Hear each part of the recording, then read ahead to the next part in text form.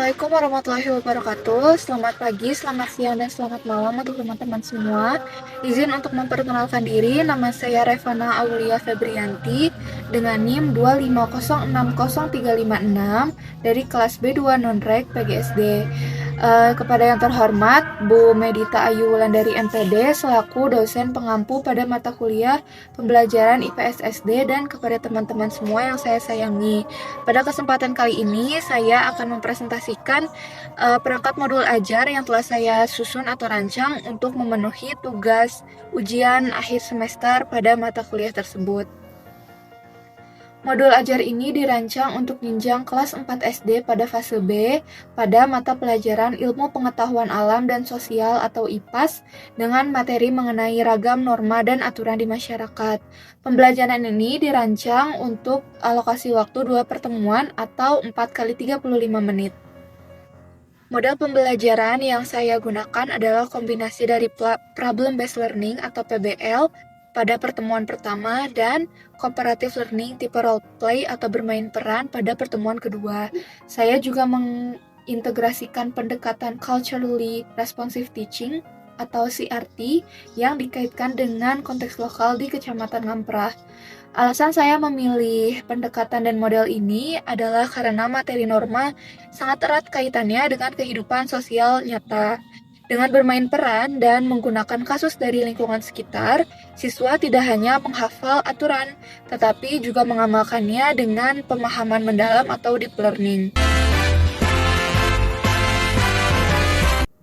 Selanjutnya, mari kita lihat tujuan pembelajaran yang ingin dicapai dalam modul ajar ini. Tujuan pembelajaran ini disusun secara terukur menggunakan 3 ranah utama, yaitu kognitif, afektif, dan psikomotorik, serta memuat unsur ABCD atau audience, behavior, condition, and degree.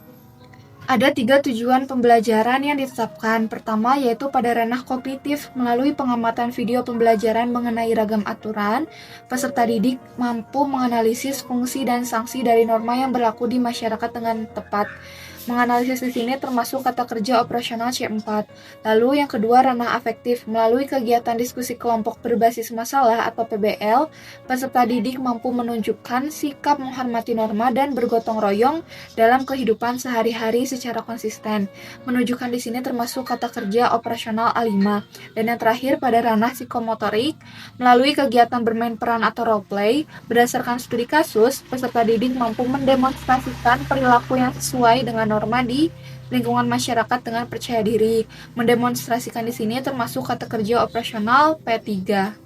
Perlu saya jelaskan bahwa seluruh tujuan pembelajaran ini telah dirancang secara sinkron dan terintegrasi penuh dengan komponen perangkat lainnya. Pertama, yaitu kesesuaian dengan materi.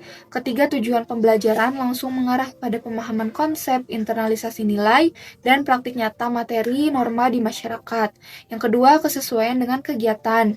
Tujuan kognitif dan afektif dicapai pada pertemuan pertama melalui orientasi masalah dan diskusi kelompok, yaitu pada model pembelajaran PBL, sedangkan tujuan psikomotorik dicapai pada pertemuan kedua melalui aksi nyata drama. Ketiga, yaitu kesesuaian dengan media. Pengamatan video digunakan untuk memicu analisis kognitif, sementara media spin-off wheel memicu pembagian kasus untuk demonstrasi psikomotorik. Lalu yang keempat, kesesuaian dengan LKPD. LKPD 1 memandu siswa menganalisis masalah, yaitu kognitif, dan LKPD 2 memandu siswa menyusun skenario serta membagi peran, yaitu psikomotorik dan afektifnya. Lalu terakhir, kesesuaian dengan asesmen. Seluruh tujuan ini diuji secara akurat melalui asesmen yang sejalan, yaitu penilaian sikap gotong royong untuk afektif, tes tertulis HOTS untuk kognitif, dan rubrik kinerja performa drama untuk menilai psikomotorik siswa. Sekarang mari kita bedah alur kegiatan pembelajaran yang telah dirancang. Alur ini disusun secara runtut, logis, dan dipastikan terintegrasi penuh untuk mencapai 3 tujuan pembelajaran yang sudah saya sampaikan sebelumnya. Pembelajaran dibagi menjadi 2 pertemuan dengan sintaks yang berkesinambungan. Pertemuan pertama dengan fokus ranah kognitif dan afektif dengan model pembelajaran PBL. Kegiatan pembukanya yaitu guru memulai kelas dengan teknik mindful learning Untuk mengkondisikan kesiapan mental siswa dilanjutkan dengan doa dan absensi. Selanjutnya yaitu persepsi dan motivasi. Guru menampilkan gambar tumpukan sampah di pinggir jalan daerah Ngamprah. Lalu guru memberikan pertanyaan pemantik. Menurut kalian, kenapa sih orang-orang masih sering membuang sampah di sana padahal sudah ada larangannya? Langkah ini bertujuan untuk memotivasi daya kritis siswa sejak awal.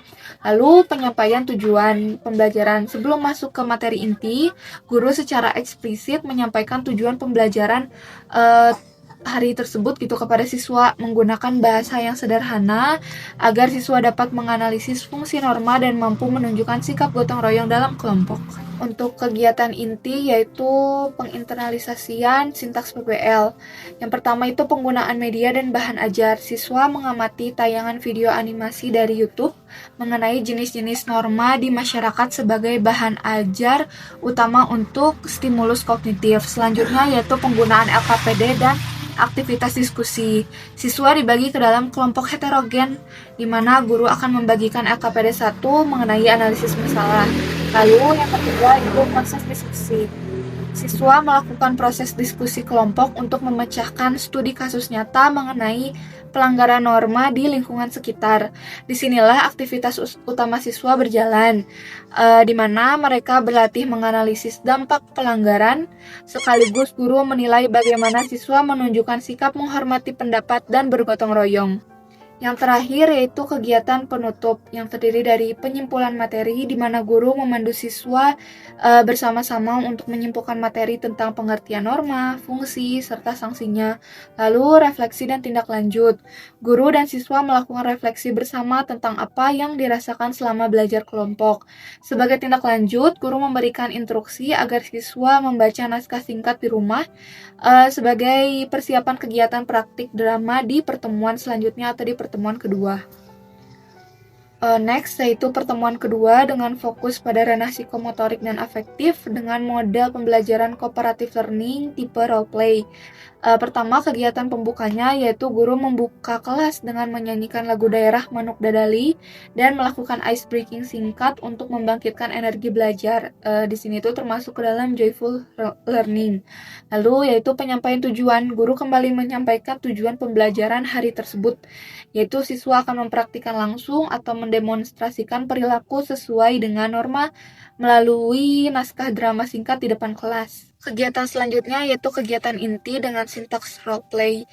Pertama itu penggunaan media interaktif. Guru akan menampilkan media digital spin-off wheel di layar proyektor, lalu perwakilan kelompok maju untuk memutar roda digital ini untuk menentukan nomor kasus norma yang akan mereka dapatkan. Selanjutnya itu penggunaan LKPD dan proses praktik. Guru membagikan LKPD 2 yaitu aksi nyata agen norma. Lalu siswa masuk ke dalam aktivitas utama yaitu melakukan pembagian peran. Siapa yang menjadi pelanggar, lalu siapa yang menjadi pelapor, dan siapa yang menjadi penegak normanya. Lalu mereka akan menyusun skenario dialog pendek dengan maksimal 3 adegan. Terakhir yaitu proses latihan dan praktik. Siswa diberikan waktu singkat untuk berlatih peran di dalam kelompok mereka gitu untuk menstimulasi aspek psikomotorik dan gotong royongnya. Setelah itu setiap kelompok akan maju secara bergantian untuk mendemonstrasikan atau menampilkan drama pemecahan kasus di depan kelas gitu atas kasus yang telah mereka dapatkan, sementara kelompok lain akan menyimak dan memberikan penilaian yang kritis. Yang terakhir yaitu kegiatan penutup, di mana dimulai dengan penyimpulan materi lagi, di mana guru bersama siswa akan menyimpulkan nilai moral atau hikmah yang bisa diambil gitu atau dipetik dari setiap penampilan dari teman-temannya. Lalu refleksi dan tindak lanjut, guru memberikan apresiasi atau reward kepada kelompok dengan penampilan drama terbaik. Lalu siswa kemudian melakukan refleksi akhir tentang pentingnya menaati norma. Sebagai tindak lanjut dan evaluasi akhir, siswa mengerjakan soal evaluasi sumatif mandiri secara tertulis untuk mengukur pemahaman akhir mereka. Dari seluruh rangkaian ini dapat terlihat jelas bahwa alur pembelajaran bergerak secara runtut dan logis, dimulai dari pemahaman konsep melalui masalah di pertemuan pertama dengan model pembelajaran PBL hingga berakhir pada aksi nyata atau demonstrasi melalui drama di pertemuan kedua, yaitu dengan bermain role play atau bermain peran.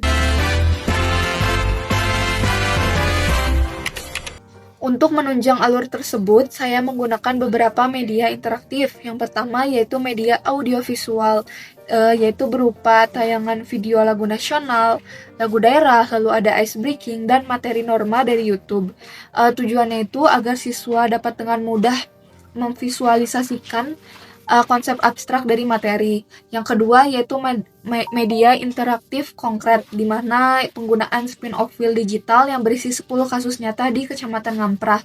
Guru akan membantu siswa memutar roda ini di depan kelas untuk menentukan kasus mana yang akan mereka pecahkan. Hal ini tuh akan memicu elemen joyful learning. Dan yang terakhir itu LKPD, di mana saya membuat 2 LKPD, yaitu LKPD 1 untuk analisis awal dan LKPD 2 yaitu aksi nyatanya untuk penyusunan skenario drama.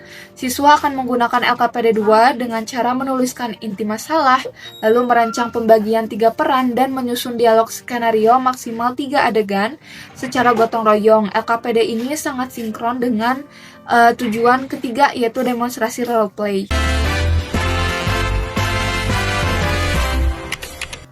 Berikut adalah demonstrasi singkat bagaimana saya memberikan instruksi kepada siswa di pertemuan kedua saat menggunakan media spin-off wheel.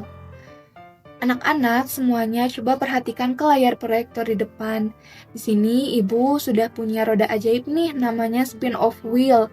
Di dalamnya ada 10 nomor kasus pelanggaran norma yang mungkin pernah kita jumpai atau mungkin sering terjadi di lingkungan sekitar rumah kita ya.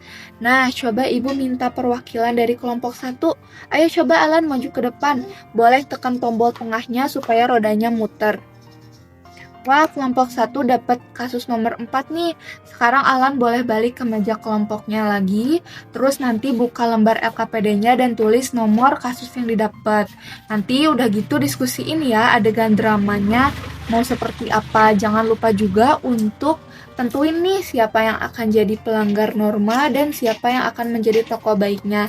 Nanti ibu kasih waktu 10-15 menit untuk latihan. Setelah itu nanti kita pentas secara bergantian di depan kelas. Bisa dipahami semuanya?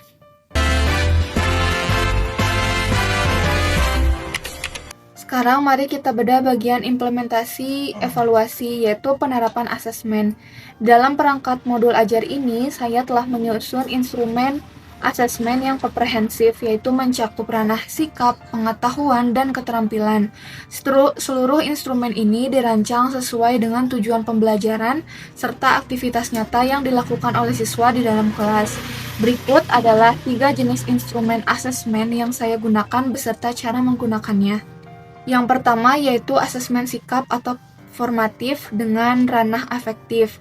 Tujuan asesmen yaitu untuk mengukur dan menumbuhkan karakter profil pelajar Pancasila, khususnya pada dimensi gotong royong dan mandiri dengan menghargai pendapat teman. Kedua, waktu pelaksanaan dilakukan sepanjang proses pembelajaran secara langsung atau ongoing assessment, terutama saat siswa melakukan aktivitas diskusi kelompok pada pertemuan pertama dan kedua. Ketiga, yaitu teknik dan bentuk instrumen, yaitu menggunakan teknik observasi dengan bentuk instrumen berupa lembar observasi sikap yang dilengkapi dengan rubrik penilaian skala 1-4. Yang keempat, yaitu indikator yang dinilai, keaktifan dalam kerja kelompok, kesediaan berbagi tugas atau gotong royong, dan kemampuan mendengarkan pendapat orang lain tanpa memotong pembicaraan. Lalu kelima itu cara memberikan skor. Guru memberikan centang pada skor 1-4 berdasarkan indikator rubrik yang terlihat. Skor akhir dihitung dengan rumus nilai sikap sama dengan skor yang diperoleh per skor maksimal dikalikan 100. Asesmen ini sangat sesuai dengan tujuan pembelajaran afektif dan aktivitas diskusi kelompok yang menuntut kerjasama. Yang kedua yaitu asesmen pengetahuan atau sumatif pada ranah kognitif. Pertama, tujuan asesmennya yaitu untuk menguji sejauh mana pemahaman mendalam siswa dalam menganalisis fungsi norma, ragam aturan, dan sanksi pelanggaran di masyarakat terutama di Kecamatan Ngamprah. Lalu untuk waktu pelaksanaannya yaitu diberikan pada akhir pertemuan kedua setelah seluruh proses simulasi dan pementasan drama selesai dilakukan. Ketiga, teknik dan bentuk instrumen. Menggunakan teknik tes tertulis dengan bentuk instrumen berupa soal evaluasi yang terdiri dari 10 soal pilihan ganda dan 3 soal uraian berbasis HOTS atau Higher Order Thinking Skills. Lalu keempat yaitu indikator yang dinilai. Kemampuan mengidentifikasi jenis norma dari sebuah ilustrasi, menganalisis akibat jika suatu norma dilanggar, dan memecahkan solusi dari kasus pelanggaran aturan di sekitar mereka. Terakhir yaitu cara memberikan skor. Untuk pilihan ganda, setiap jawaban benar diberi skor 1, di mana skor maksimalnya yaitu 10. Untuk soal uraian, setiap nomor memiliki bobot skor maksimal 5 berdasarkan kedalaman analisis siswa, di mana dengan skor maksimalnya 15. Total skor maksimal gabungan adalah 25 dengan rumus nilai akhirnya yaitu nilai pengetahuan sama dengan total skor benar per 25 dikalikan 100. Asesmen ini sinkron dengan tujuan kognitif C4 dan aktivitas analisis masalah pada LKPD 1. Yang ketiga, yang terakhir yaitu asesmen keterampilan atau formatif pada ranah psikomotorik. Tujuan asesmen untuk mengukur kemampuan siswa dalam mendemonstrasikan ekspresi dan tindakan yang sesuai dengan norma sosial di kehidupan nyata. Kedua, waktu pelaksanaan yaitu dilakukan pada saat proses aktivitas pementasan drama roleplay berlangsung di pertemuan kedua. Teknik dan bentuk instrumen yaitu menggunakan teknik penilaian kinerja atau performance assessment dengan bentuk instrumen berupa rubrik penilaian performa bermain peran. Keempat, indikator yang dinilai yaitu kejelasan artikulasi atau suara, lalu kesesuaian ekspresi dan penghayatan karakter tokoh, serta ketepatan solusi norma yang didemonstrasikan dalam adegan drama. Terakhir yaitu cara memberikan skor. Guru menilai performa kelompok dan individu menggunakan rubrik deskriptif dengan rentang skor 1-4 untuk tiap indikator keterampilan yang ditunjukkan siswa di depan kelas. Nilai dihitung dengan membagi skor perolehan dengan skor maksimal dikalikan 100. Asesmen kinerja ini sangat selaras dengan tujuan psikomotorik P3 dan aktivitas utama siswa yang melakukan praktik bermain peran menggunakan media spin-off wheel. Melalui integrasi ketiga instrumen yang terstruktur ini, saya dapat memastikan bahwa penilaian yang saya lakukan bersifat objektif, menyeluruh, serta benar-benar mengukur apa yang seharusnya dicapai oleh siswa sesuai rancangan modul ajar ini. Sebagai penutup, saya telah merefleksikan rancangan modul ajar ini. Yang pertama yaitu mengenai kelebihan. Keunggulan utama perangkat ini terletak pada integrasi konteks lokal yaitu di Kecamatan Ngamprah atau CRT yang membuat pembelajaran sangat relevan dalam kehidupan siswa. Selain itu, metode roleplay sangat efektif menumbuhkan keberanian dan karakter empati siswa karena mereka tidak sekedar menghafal tapi juga mempraktikannya secara nyata. Lalu yang kedua itu kelemahan atau kendalanya. Kendala yang mungkin muncul saat penerapan adalah manajemen waktu. Melatih 10 kelompok roleplay dan menampilkannya dalam satu pertemuan berpotensi membuat waktu molor ya, dan kelas menjadi sedikit bising saat sesi latihan. Lalu yang ketiga yaitu rencana perbaikan. Kedepannya saya akan menetapkan timer digital di layar proyektor agar siswa dapat disiplin waktu saat berdiskusi, serta menetapkan aturan silent practice atau latihan dengan suara pelan agar kondusivitas ruang kelas tetap terjaga. Demikianlah presentasi modul ajar IPAS kelas 4 yang telah saya rancang. Semoga rancangan pembelajaran ini dapat mencetak peserta didik yang berkarakter dan beradab sesuai dengan nilai Pancasila. Terima kasih atas perhatiannya. Wabillahi taufiq wal hidayah. Wassalamualaikum warahmatullahi wabarakatuh.